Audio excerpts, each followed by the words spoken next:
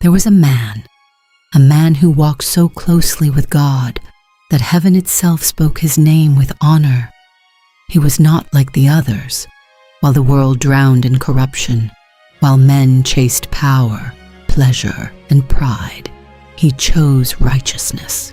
He chose obedience. He chose God. And for a time it seemed like nothing could separate him from divine favor. But then, one moment, one decision, one mistake, and everything changed. Because sometimes it only takes one act to turn divine approval into divine judgment. This is the story of a man who walked with God until he didn't, in a time when the world had begun to forget God, when violence filled the earth and hearts grew cold. There was still a remnant, a few who remembered, a few who feared God, and among them was a man named Moses, chosen from birth, marked by destiny. He was not raised like ordinary men, from the palace of kings to the wilderness of exile. His life was a journey shaped by divine purpose. God called him, spoke to him, walked with him, through fire that did not burn, through seas that parted at his command. Moses became the voice of God to a rebellious nation. He stood before kings without fear. He lifted his staff, and miracles obeyed. Water came from rocks, bread fell from the sky, enemies trembled, and the people followed, not because of who he was, but because of who walked with him. But walking with God does not mean walking without pressure, because the higher the calling, the heavier the burden. The people Moses led were not easy. They complained, they doubted, they rebelled. Even after witnessing miracles, they still questioned God. Why did you bring us here? Were there no graves in Egypt? We are thirsty. We are hungry. Day after day, night after night, the weight of leading them pressed on Moses' soul. Imagine carrying the expectations of thousands. While trying to remain faithful to God, imagine hearing God's voice clearly, yet dealing with people who refused to listen. Moses was strong, but he was still human, and even the strongest can break. One day, the people cried out again, this time for water. Their voices rose like a storm, accusing, blaming, mocking. Why have you brought us here to die? Moses went before God, frustrated, exhausted, wounded, and God spoke, clear, simple. Speak to the rock, and it will bring forth water. That was the instruction. Not strike, not force, not anger, just speak. But something inside Moses had shifted. The pressure, the frustration, the years of complaints had built a storm within him. He stood before the people, and instead of calm obedience, anger took over. Must we bring water out of this rock for you? Then he lifted his staff and struck the rock, not once, but twice. Water came out. Yes, the miracle still happened, but heaven was silent, because the act was not obedience. It was disobedience dressed as leadership. God spoke again, but this time his tone was different.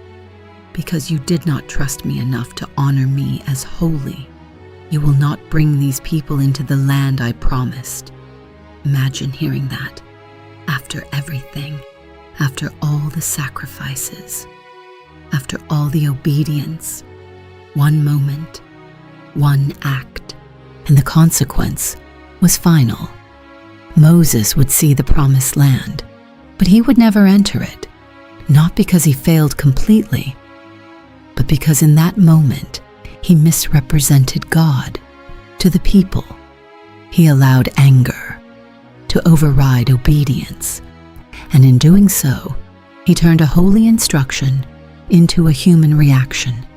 This is what makes the story painful. Moses didn't turn evil. He didn't abandon God.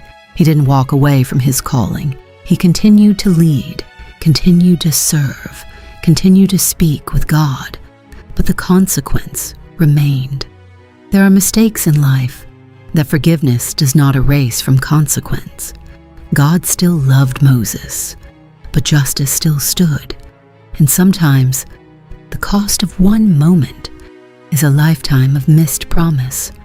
Moses climbed the mountain, looked into the distance, and saw it. The land he had journeyed toward for years, the dream, the promise, right in front of him, but unreachable because of one moment, one mistake.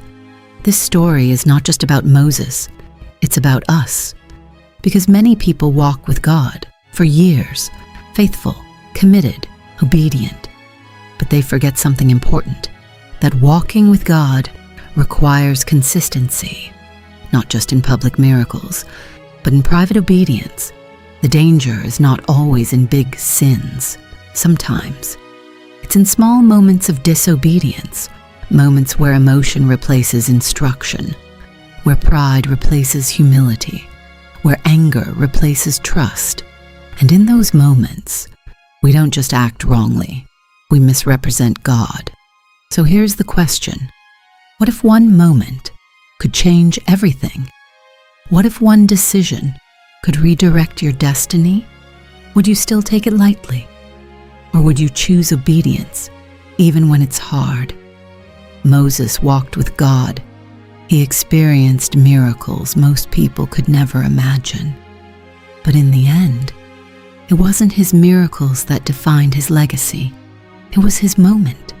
Because sometimes the greatest danger is not walking away from God.